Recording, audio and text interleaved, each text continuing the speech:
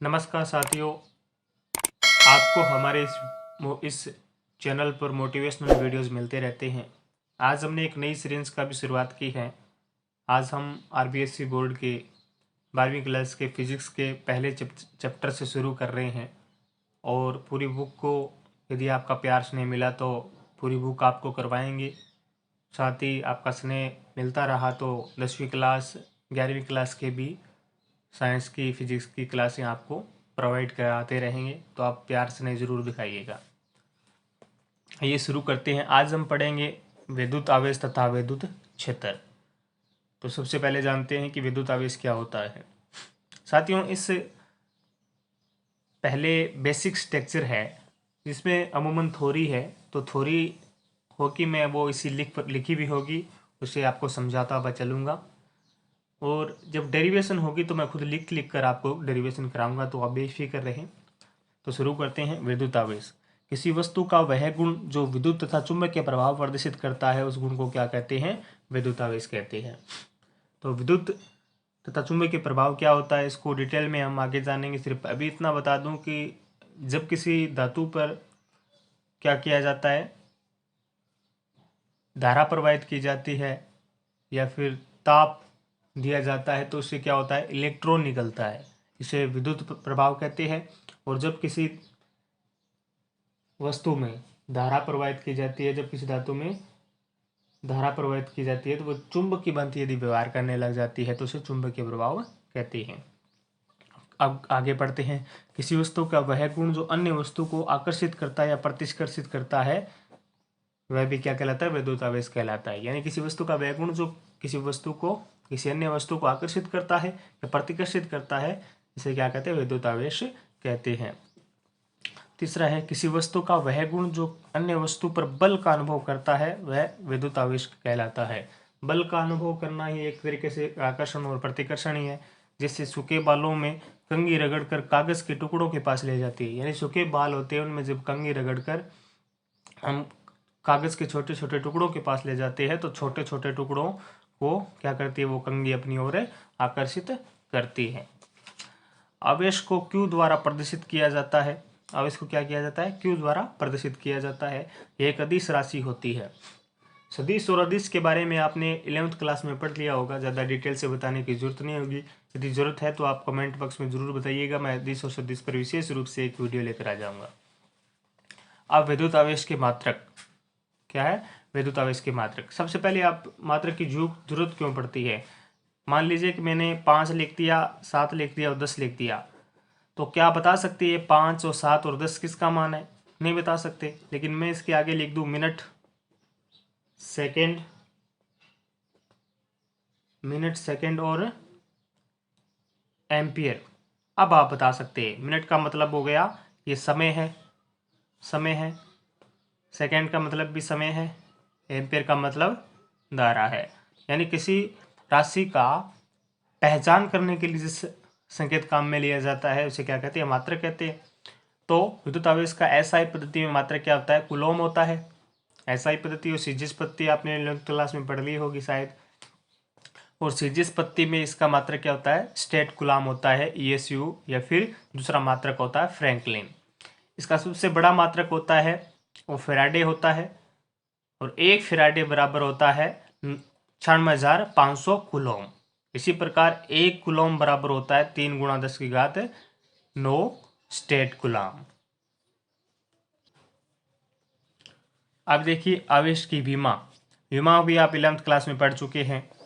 विमा निकालना शायद आपको आता होगा, यदि नहीं आता है तो आप कमेंट बॉक्स में ज़रूर बताइएगा। विमा होती है M0, L0, A1 और T1। ठीक है, तो विमा आप याद कर लीजिएगा। और इसका एक सूत्र भी होता है, निकालने का एक तरीका होता है। यदि आपको नहीं पता है तो आप ज़रूर बताइएगा, उसमें थोड़ा सा टाइम लगता है, इसलिए अभी नहीं बता पाऊंगा डिटेल से। इसलिए यदि आपको नहीं पता है तो आप विमा पर स्पेशल वीडियो आपको दे दूंगा, आप ज़रूर बताइएगा। अब आवेश की उत्पत्ति। जब किन्हीं दो वस्तुओं को रगड़ते हैं तो वस्तुएं आवेशित होती है। जब क्या करते हैं हम, दो वस्तुओं को रगड़ते हैं आपस में, तो वस्तुओं में क्या होते हैं?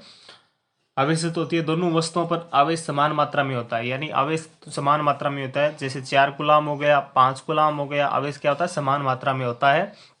परंतु उनकी प्रकृति क्या होती है, विपरीत होती है। प्रकृति विपरीत होने का मतलब कोई पॉजिटिव आवेश हो गया, प्लस आवेश हो गया, किसी पर माइनस आवेश हो गया। जैसे कांच की छड़ को क्या करते हैं, रेशम के टुकड़े के साथ लपेटते हैं तो क्या होता है, कांच की छड़ में जो इलेक्ट्रॉन होते हैं वो रेशम की छड़ में आ जाते हैं, जिससे क्या होता है, कांच की छड़ है वो नेगेटिव हो जाती है, पॉजिटिव हो जाती है, और रेशम का टुकड़ा होता है वो क्या हो जाता है, नेगेटिव हो जाता है, ऋणात्मक हो जाता है। हर आवेशित कण का द्रव्यमान होता है, हर आवेशित कण का कुछ न कुछ द्रव्यमान होता है, लेकिन यह द्रव्यमान वाली वस्तु, लेकिन हर द्रव्यमान वाली वस्तु आवेशित हो यह जरूरी नहीं है। मतलब कहने का अर्थ है कि जो आवेशित है उसका कुछ न कुछ द्रव्यमान होगा, लेकिन ये जरूरी नहीं है कि जिसका द्रव्यमान है वो वस्तु आवेशित हो। जैसे न्यूट्रॉन, न्यूट्रॉन का क्या होता है, द्रव्यमान तो होता है लेकिन आवेश नहीं होता है। अब है आवेशों के प्रकार। आवेश के मुख्य रूप से दो प्रकार होते हैं, पहला होता है धनात्मक आवेश और दूसरा होता है ऋणात्मक आवेश। अब धनात्मक आवेश क्या होता है कि जिस वस्तु से इलेक्ट्रॉन निकलता है, यानी कि ये मान लीजिए कोई वस्तु है, इससे क्या है, ये इलेक्ट्रॉन्स है, ये इलेक्ट्रॉन्स क्या निकल रहे हैं, बाहर निकल रहे हैं। यदि ये इलेक्ट्रॉन्स बाहर निकल रहे हैं तो ये इसमें क्या होगा, पॉजिटिव आवेश हो जाएगा, इसलिए क्या होता है, ये वस्तु धनात्मक हो जाती है। यानी जिस वस्तु से इलेक्ट्रॉन निकलता है उस पर धनात्मक आवेश होता है। इसी प्रकार क्या होता है, ऋणात्मक आवेश, यानी जो वस्तु इलेक्ट्रॉन ग्रहण करती है, मान लीजिए कोई दूसरी वस्तु है, इसमें बाहर से कोई इलेक्ट्रॉन क्या कर रही है, ये ग्रहण कर रही है, तो इसमें क्या हो जाएगा, नेगेटिव आवेश आ जाएगा, इसलिए वस्तु क्या होती है, ऋणात्मक होती है। यानी वो वस्तुएं जो इलेक्ट्रॉन ग्रहण करती है उस पर ऋणात्मक आवेश होता है। ये होता है आवेशों के प्रकार। अब है आवेशों के गुण। पहले होता है कि सहजातीय आवेश। सहजातीय आवेश का मतलब होता है प्लस प्लस और माइनस माइनस, यानी कि एक जैसे प्लस प्लस और माइनस माइनस एक दूसरे को प्रतिकर्षित करते हैं, तथा विजातीय आवेश यानी कि प्लस दूसरा माइनस और एक हो गया माइनस तो दूसरा प्लस, ये एक दूसरे को क्या करते हैं, आकर्षित करते हैं। बस इसको आप सिंपली इस प्रकार याद रखिए कि जो समान होंगे वो एक दूसरे को प्रतिकर्षित करेंगे और अलग अलग होंगे वो एक दूसरे को आकर्षित करेंगे। आप इस प्रकार भी याद रख सकते हैं कि जैसे हमारे गांव में कोई भारतीय आ जाए सिंपल सा, तो हम इतना उसकी तरफ आकर्षित नहीं होते, उसको देखने के लिए नहीं जाते हैं, लेकिन कोई अंग्रेज आ जाए जाते हैं ना, क्योंकि वो हमारी थोड़ी संस्कृति से अलग है, इसलिए हम उसे देखने ही जाते हैं, उसकी तरफ आकर्षित होते हैं। तो कहने का अर्थ है कि जो अपनी ओर अपने से अलग होगा उसको आकर्षित हो करेगा, और जो अपना ही जैसा होगा उसको क्या करेगा, प्रतिकर्षित करेगा। जैसे प्लस है, वो प्लस वाले को क्या करेगा, प्रतिकर्षित करेगा। क्यों करेगा प्रतिकर्षित, क्योंकि एक जैसे ये भी प्लस है ये भी प्लस है, तो क्या करेगा, प्रतिकर्षित करेगा। और ये प्लस है और ये माइनस है, तो ये क्या करेंगे, एक दूसरे को आकर्षित करेंगे। आकर्षित क्यों करेंगे, क्योंकि ये क्या है, एक जैसे नहीं है, ये विपरीत प्रकृति के होंगे, तो क्या करेंगे, एक दूसरे को क्या करेंगे, आकर्षित करेंगे। अब है योज्यता। किसी वस्तु पर उपस्थित कुल आवेश उसमें उपस्थित सभी आवेशों के बीजगणित योग के बराबर होता है। यानी कि किसी वस्तु पर जो आवेश होता है, यानी किसी वस्तु पर कुल जो आवेश होता है वो उस वस्तु में सभी आवेशों के, यानी कोई वस्तु है इस पर कुल आवेश है Q, वो किसके बराबर होगा, Q1 plus Q2 plus Q3, इसके बीजगणितीय योग के बराबर होगा। किसके बराबर होगा, इसके बीजगणितीय योग के बराबर होगा। ये उसका दूसरा गुण है, इसे क्या कहते हैं, योज्यता कहते हैं। अब है आवेश का क्वांटीकरण सिद्धांत। क्या है, आवेश का क्वांटीकरण सिद्धांत। आइए हम पढ़ते हैं आवेश का क्वांटीकरण सिद्धांत। किसी वस्तु पर उपस्थित कुल आवेश इलेक्ट्रॉन की संख्या का पूर्ण गुणज होता है। यानी किसी वस्तु पर जो कुल आवेश होता है वो इलेक्ट्रॉन की संख्या का पूर्ण गुणज होता है। पूर्ण गुणज होने का अर्थ है 1/2, 1/4, 1/6, इस प्रकार नहीं होगा, पूर्ण संख्या होगी। पूर्ण संख्या का मतलब 0, 1, 2, 3, इसके क्या होगा, गुणज होगा, इसका गुणज होगा अर्थात। और जिसे क्या कहते हैं, अब इसका क्वांटीकरण सिद्धांत भी कहते हैं। अर्थात Q बराबर क्या होगा, plus minus Na। Plus minus Na का मतलब ये प्रकृति से है, प्लस माइनस का अर्थ है यहाँ पर प्रकृति से है। इलेक्ट्रॉन होगा तो क्या होगा, नेगेटिव होगा, और प्रोटॉन हुआ तो पॉजिटिव होगा। N का मतलब होता है पूर्ण संख्या, 0, 1, 2, 3 से लेकर इनफाइनाइट तक हो सकती है। यानी क्या होता है, आवेश कुल जो आवेश होता है वो इलेक्ट्रॉन की संख्या के क्या होता है, पूर्ण गुणज होता है। यहाँ पर Q क्या है, आवेश है, N क्या है, इलेक्ट्रॉन की संख्या है, इलेक्ट्रॉन की संख्या है, E क्या है, इलेक्ट्रॉन पर आवेश है, और E का मान होता है वो 1.6 गुणा 10⁻⁻19 इलेक्ट्रॉन के लिए माइनस में हो जाएगा, और प्रोटॉन के लिए यही मान 1.6 गुणा 10⁻⁻19 कूलम क्या होगा, प्लस में हो जाएगा। किसके लिए, प्रोटॉन के लिए। अब देखिए आवेश की निश्चलता। आवेश वस्तु की चाल पर निर्भर नहीं करता है। आवेश क्या है, वस्तु की चाल पर निर्भर नहीं करता है, जबकि द्रव्यमान चाल पर निर्भर करता है। जैसे m बराबर m नॉट या फिर m0 बटा 1 - v² अपॉन c² का रूट। यहाँ पर m क्या है, गतिक द्रव्यमान, यानी गति, कोई वस्तु गतिशील है तो उसका द्रव्यमान। m नॉट क्या है, स्थिर वस्तु का द्रव्यमान या फिर स्थिर द्रव्यमान। v क्या है, वस्तु की चाल, वस्तु की चाल। c क्या है, यहाँ प्रकाश की चाल। अगला गुण है आवेश संरक्षण का सिद्धांत। आवेश संरक्षण का सिद्धांत क्या है कि आवेश को न तो नष्ट किया जा सकता है, न ही उत्पन्न किया जा सकता है, बल्कि इसे एक रूप से दूसरे रूप में बदला जा सकता है। अर्थात आवेश क्या रहता है, नियत रहता है। तो आप थ्योरी लिख सकते हैं अपने आप से कि आवेश संरक्षण का सिद्धांत के अनुसार न तो आवेश को नष्ट किया जा सकता है, न ही उत्पन्न किया जा सकता है, बल्कि इसे एक रूप से दूसरे रूप में क्या किया जा सकता है, बदला जा सकता है, रूपांतरित किया जा सकता है। अर्थात आवेश क्या रहता है, नियत रहता है। ठीक है, ये क्या है, आवेश संरक्षण का सिद्धांत है। अब एक क्वेश्चन आया है कि 1 कूलम आवेश में इलेक्ट्रॉन की संख्या ज्ञात करो। ये बहुत ही अच्छा क्वेश्चन है, तो हम क्या करते हैं, इस क्वेश्चन को करते हैं। बहुत ही बढ़िया क्वेश्चन, आपको आराम से आ जाएगा, कोई दिक्कत ही नहीं है। हमने एक सूत्र पढ़ा है आवेश की क्वांटीकरण वाला, क्यूब, वो क्या आता है, क्यू बराबर Ne। यहाँ पर क्यू क्या है, इलेक्ट्रॉन पर आवेश, इलेक्ट्रॉन पर आवेश है, और N क्या है, इलेक्ट्रॉन की संख्या, इलेक्ट्रॉन की संख्या, और Q क्या है, कितने कूलम है ये। ठीक है, तो हमने एक सूत्र पढ़ा है Q बराबर Ne। Q का मान कितना है, 1 कूलम दिया है, क्या इतना दिया है, 1 कूलम। N का मान हमें ज्ञात करना है, गुणा 1.6 गुणा 10⁻⁻19। अब क्या करते हैं, N का मान ज्ञात करना है तो 1 के बटा में आ जाएगा, 1.6 गुणा 10⁻⁻19, ये इसका क्या हो जाएगा, आंसर हो जाएगा। कितना सरल है, कितना।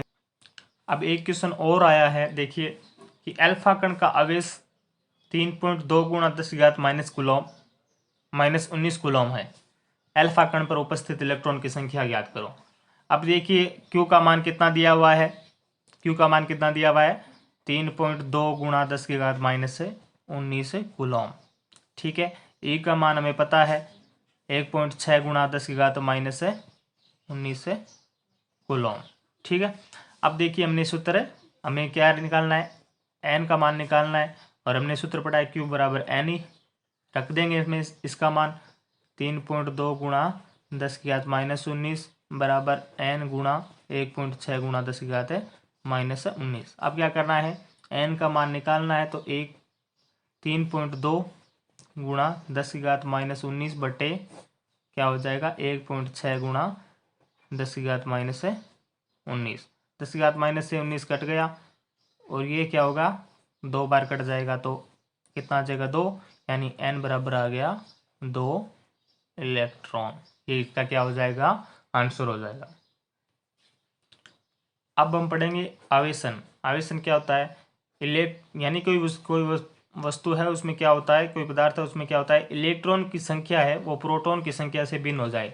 मान लीजिए क्या है, कोई वस्तु है, इसमें जितने इलेक्ट्रॉन है, यानी कि 2 इलेक्ट्रॉन है, तो 2 ही क्या होना चाहिए, प्रोटॉन होना चाहिए। यदि इसमें से इन दोनों में से कोई भी संख्या कम हो जाती है तो वो क्या हो जाती है, आवेशित हो जाती है, इसे क्या बोलते हैं, आवेशन कहते हैं। अब आवेशन की विधियां, आवेशन की विधियां, आवेशन की विधियों से क्या तात्पर्य है कि आवेशित किस प्रकार किया जा सकता है किसी वस्तु को। पहला है घर्षण, दूसरा है चालन, तीसरा है प्रेरण, चौथा है विद्युत प्रकाश विद्युत प्रभाव, पांचवा है विद्युत क्षेत्र उत्सर्जन और छठा है तापीय उत्सर्जन। तो सबसे पहले हम पढ़ते हैं घर्षण आवेशन। घर्षण आवेशन, घर्षण आवेशन में क्या होता है कि कोई दो वस्तु होती है, मान लीजिए ये कोई ए वस्तु है और ये कोई बी वस्तु है। इसमें क्या करवाया जाता है, एक दूसरे को ऐसे घर्षण करवाया जाता है। तो इसमें क्या होता है, फर्स्ट वस्तु से इलेक्ट्रॉन होते हैं वो सेकंड वस्तु में चले जाते हैं। फर्स्ट वस्तु में जो इलेक्ट्रॉन होते हैं वो क्या होते हैं, सेकंड वस्तु में चले जाते हैं घर्षण के कारण। जैसे क्या होता है, पहली में इलेक्ट्रॉन कम हो गए तो क्या हो गया, प्रोटॉन की संख्या बढ़ गई यानी कि पॉजिटिव आवेश आ गया। दूसरे में क्या हो गया, इलेक्ट्रॉन की संख्या बढ़ गई क्योंकि इसमें क्या हुआ, इलेक्ट्रॉन इससे इसमें आ गए तो क्या, इसमें इलेक्ट्रॉन की संख्या बढ़ गई तो क्या हो गया, नेगेटिव आवेश आ गया। तो क्या हो गई, पहली वस्तु पॉजिटिव क्या हो गई, धनात्मक आवेशित हो गई और दूसरी में ऋणात्मक आवेशन हो गई। जैसे क्या होता है, कांच की छड़ को क्या करते हैं, कांच की छड़ को क्या करते हैं, रेशम के टुकड़े के साथ हमने पहले पढ़ा है। तो क्या करते हैं, तो घर्षण कराया जाता है, उससे इलेक्ट्रॉन क्या होता है, रेशम के टुकड़े में आ जाते हैं, जिससे कांच क्या हो जाती है, पॉजिटिव आवेश हो जाता है और रेशम में नेगेटिव आवेश हो जाता है। दूसरा विधि है चालन द्वारा आवेशन। चालन द्वारा आवेशन से क्या तात्पर्य है, मान लीजिए कोई एक वस्तु है ए जिस पर क्या है, धनात्मक आवेश है यानी वो क्या है, आवेशित है। दूसरी वस्तु है बी जो क्या है, अनावेशित है। अनावेशित होने का अर्थ है इस पर कोई चार्ज नहीं है, न पॉजिटिव है न नेगेटिव है।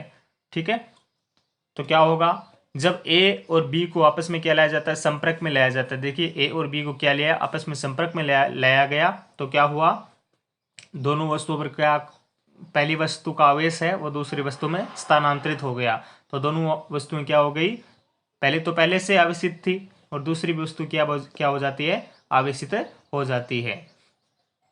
तो आप इस विधि को इस प्रकार लिख सकते हैं कि जब किसी आवेशित वस्तु को किसी अन्य अनावेशित वस्तु के साथ संपर्क में लाया जाता है तो दोनों वस्तुओं पर समान मात्रा में क्या हो जाता है, समान प्रकृति का आवेश वितरित हो जाता है और अनावेशित वस्तु भी क्या हो जाती है, आवेशित हो जाती है। इसमें जो आवेश होता है उसकी प्रकृति होती है वो समान होती है।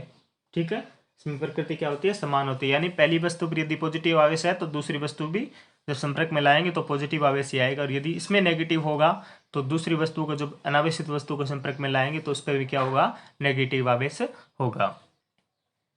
अब अगला है प्रेरण द्वारा आवेशन। प्रेरण द्वारा आवेशन से क्या तात्पर्य है कि किसी वस्तु को क्या करते हैं, बिना संपर्क में लाए, संपर्क में नहीं लाते हैं, बस ओनली पास लाते हैं और इससे क्या हो जाता है, दूसरी जो अनावश्यक वस्तु होती है उस पर क्या हो जाता है, विपरीत प्रकृति का आवेश आ जाता है। तो इस प्रक्रिया को क्या कहते हैं, प्रेरण कहते हैं। देखते हैं, जैसे एक ऋणावेशित छड़ है, ऋणावेशित छड़ का क्या तात्पर्य है, उस पर नेगेटिव आवेश होगा क्योंकि वो ऋणावेशित है। और अनावेशित गोला है ए, अनावेशित गोला क्या है, ए। जब उसको क्या करते हैं, ऋणावेशित छड़ को अनावेशित गोले के समीप लाते हैं तो क्या होता है, जो अनावेशित गोला है उसके जो ऋणावेशित छड़ के पास वाला जो हिस्सा है उस पर क्या आ जाता है, इससे विपरीत प्रकृति का आवेश आ जाता है। ऋणावेशित है तो इस पर क्या आ जाएगा, पॉजिटिव आ जाएगा, प्लस प्लस प्लस आ जाएगा। और इसका जो दूसरा सिरा है, जो विपरीत सिरा है, यानी कि इसके पास वाले से जो विपरीत सिरा है उस पर क्या आ जाता है, नेगेटिव आवेश आ जाता है, जैसा कि आप चित्र सेकंड में देख सकते हैं। फिर क्या होता है,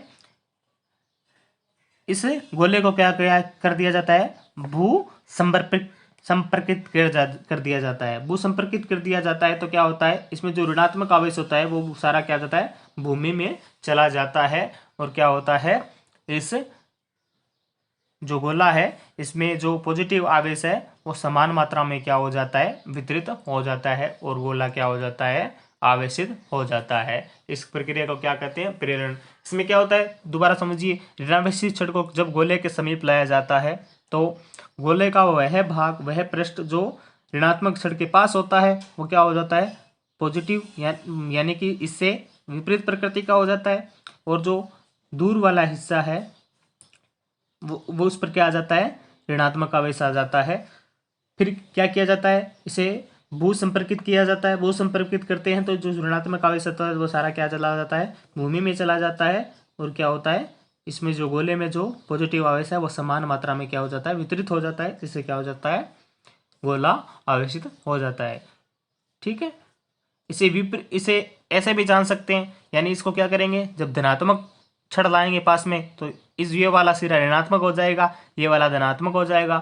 फिर क्या करेंगे, भू समर्पित करेंगे तो इसमें पॉजिटिव आवेश वाला सिर, वो जो आवेश होता है वो भू समर्पित हो जाएगा। फिर क्या होगा, जो गोला है वो ऋणावेशित हो जाएगा। अब आगे बढ़ते हैं आवेशों का सहसंचन। आवेशों का सहसंचन, सहसंचन से क्या तात्पर्य है, सहसंचन से तात्पर्य है कि किसी वस्तु में आवेश है या नहीं है, यानी आवेश है या नहीं इसका पता करना है, क्या होता है, सहसंचन होता है। तो आवेश का सहसंचन के लिए निम्न उपकरणों द्वारा किया जाता है। आवेश का सहसंचन निम्न उपकरणों द्वारा किया जाता है। श्रवणपत्र विद्युतदर्शी क्या होती है वो आगे पढ़ेंगे हम। ठीक है, श्रवणपत्र विद्युतदर्शी, वोल्ट मीटर, विद्युत मीटर और धारामापी, इन सबको आगे पढ़ेंगे। आप अभी सिर्फ इतना याद रख लीजिए कि इनसे क्या होता है, सहसंचन होता है। अब हम पढ़ते हैं श्रवणपत्र विद्युतदर्शी। श्रवणपत्र विद्युतदर्शी क्या होता है कि वह उपकरण होता है जिससे क्या होता है, जिसकी सहायता से आवेश की उपस्थिति, आवेश की प्रकृति, उसका मान का सहसंचन किया जाता है, यानी कि इसका पता लगाया जाता है। वह उपकरण जिससे क्या होता है, आवेश की उपस्थिति, आवेश का मान और आवेश की प्रकृति को सहसंचित किया जाता है, वह उपकरण क्या कहलाता है, स्वर्णपत्र विद्युतदर्शी कहलाता है। अब देखिए स्वर्णपत्र विद्युतदर्शी कहलाता है, ये किस प्रकार होता है, इसकी बनावट और कार्यविधि क्या होती है हम जानने का प्रयास करते हैं। इसमें क्या होता है, कांच का जार होता है, इसमें क्या होता है, कांच का जार होता है। देख सकते हैं ये क्या है, कांच का जार है। इस कांच के जार में धात्विक छड़ ऊर्ध्वाधर लगी हुई है। एक धात्विक छड़ होती है जो क्या होती है, इसके ऊर्ध्वाधर लगी होती है। ऊर्ध्वाधर का मतलब क्या होता है, ऐसे खड़ी होती है। यदि इस प्रकार होती है तो हम कहते हैं क्षैतिज होती है। ये जो खड़ी है इसको क्या कहते हैं, ऊर्ध्वाधर होती है। तो इसमें क्या होता है, धात्विक छड़ ऊर्ध्वाधर लगी होती है, जैसा कि आप चित्र में देख सकते हैं। छड़ के ऊपरी सिरे पर धात्विक डिस्क लगी होती है। ये देखिए छड़ के ऊपरी सिरे पर क्या लगी है, कि धात्विक डिस्क लगी होती है, धात्विक डिस्क लगी होती है। ठीक है, और निचले सिरे पे क्या होती है, दो शरणपन्नियां होती हैं। क्या होती है, शरणपन्नियां होती है। अब हम क्या करते हैं, इसकी क्रिया विधि क्या है मैं आपको डीपली समझाऊंगा, एकदम आराम से समझना है। क्या करते हैं हम, जब किसी आवेशित वस्तु को धात्विक डिस्क के पास लाई जाती है, यानी कि मान लीजिए धात्विक क्या है, कोई आवेशित वस्तु है। ठीक है, इसको क्या लाया जाता है, धात्विक डिस्क के पास लाया जाता है। इसी आवेशित वस्तु को धात्विक डिस्क के पास लाया जाता है तो क्या होता है, इसमें जो आवेश होता है वो क्या होता है, इसमें थोड़ा सा आवेश क्या हो जाता है, ये श्रवणपन्नियों की तरफ स्थानांतरण हो जाता है, यानी इसकी तरफ आ जाता है। ये आवेश होता है, इसका कुछ मान क्या होता है, इसके धात्विक पन्नियों के पास आ जाता है। इससे क्या होता है, धात्विक पन्नियां हो जाती है। इससे धात्विक पन्नियों की प्रकृति का पता चलता है। प्रकृति का पता कैसे चलता है कि प्रकृति का पता कैसे चलता है कि यदि ये क्या होती है, ये पन्नियां क्या हो जाती है, सिकुड़ जाती है। सिकुड़ जाने का मतलब होता है पास में आ जाती है। ये पन्नी है, ये पन्नी है, दोनों क्या हो गए, पास में आ गए। तो इसका मतलब हो गया कि किसमें क्या है, इसमें क्या है, आकर्षण हो रहा है। क्या हो रहा है, आकर्षण हो रहा है। और आकर्षण कब होता है, मैंने आपको बताया था कि आकर्षण कब होता है, जब विपरीत प्रकृति का आवेश होता है तब होता है। यानी एक पॉजिटिव है और दूसरा नेगेटिव है, तब क्या होगा, आकर्षण होगा। तो जब क्या होता है, श्रवणपन्नियां सिकुड़ जाती है, पास में आ जाती है, तब क्या होता है, इसमें क्या होता है, विपरीत प्रकृति का आवेश होता है। और जब यही पन्नियां फैल जाती है, यानी कि फैल जाती है, दूर दूर हो जाती है, इसमें क्या होता है, प्रतिकर्षण हो जाता है। तो क्या हम कह सकते हैं कि इसमें क्या है, कौन सा आवेश है, सहजातीय प्रकृति का आवेश है। सहजातीय प्रकृति का आवेश कैसे पता चला, सहजातीय प्रकृति का आवेश इसलिए पता चला क्योंकि सहजातीय प्रकृति का आवेश होता है वो एक दूसरे को क्या करता है, प्रतिकर्षित करता है। ये दोनों प्रतिकर्षित करेगी तो एक दूसरे से फैल जाएगी।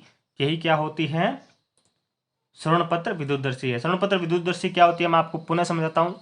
वह उपकरण जिसकी सहायता से आवेश की प्रकृति, उसका मान का सहसंचन किया जाता है, उसका पता लगाया जाता है, वह क्या कहलाता है, श्रवणपत्र विद्युतदर्शी कहलाता है। इसमें क्या होता है, कांच की जार होती है जिसके ऊर्ध्वाधर एक धात्विक छड़ लगी होती है और ऊपरी सिरे पर एक धात्विक डिस्क लगी होती है। निचले सिरे पर क्या होता है, एक श्रवणपन्नी लगी होती है। जब क्या आवेशित वस्तु को धात्विक डिस्क के पास लाया जाता है तो इस आवेशित वस्तु से इसमें थोड़े बहुत क्या हो जाएंगे, पॉजिटिव आवेश उत्पन्न हो जाएंगे, जिससे क्या होगा, ये पॉजिटिव आवेश या फिर नेगेटिव आवेश क्या करेंगे, धात्विक जो डिस्क होती है उससे स्थानांतरित होते होते कहाँ चले जाएंगे, शरणपन्नी पर चले जाएंगे। अब इसमें क्या होगा, इसमें शरणपन्नी से हमें क्या पता लगा सकते हैं, इसकी प्रकृति का पता लगा सकते हैं। प्रकृति का कैसे पता लगा सकते हैं, यदि जो शरणपन्नी होती है ये फैल जाती है। फैलती कब है, जब समान आवेश हो। समान आवेशों पर फैलती क्यों है, क्योंकि प्रतिकर्षण होगा, प्लस प्लस माइनस माइनस एक दूसरे को प्रतिकर्षित करेंगे। और यदि ये सिकुड़ जाती है तो इसका मतलब होता है कि आकर्षित हो रही है, यानी कि आवेश क्या है, विपरीत प्रकृति का है, यानी एक पॉजिटिव है तो दूसरा क्या होगा, नेगेटिव होगा, इसलिए क्या होगा, एक दूसरे को आकर्षित करेगी। इस प्रकार हम क्या करते हैं, स्वर्णपत्र विद्युतदर्शी से क्या करते हैं, इसके प्रकृति का पता लगा सकते हैं, आवेश की प्रकृति का पता लगा सकते हैं। आप सभी का धन्यवाद, आप सभी ने वीडियो को वॉच किया। आपसे निवेदन है कि इस वीडियो को ज़्यादा से ज़्यादा शेयर करें। आगामी वीडियो में आपको डेरिवेशन मिलेगी, अच्छी अच्छी डेरिवेशन करवाऊंगा, आराम से धीरे धीरे चलेंगे। इसमें तो थ्योरी थी तो ज़्यादा कुछ समझाने वाली बात थी नहीं। आप सभी का धन्यवाद।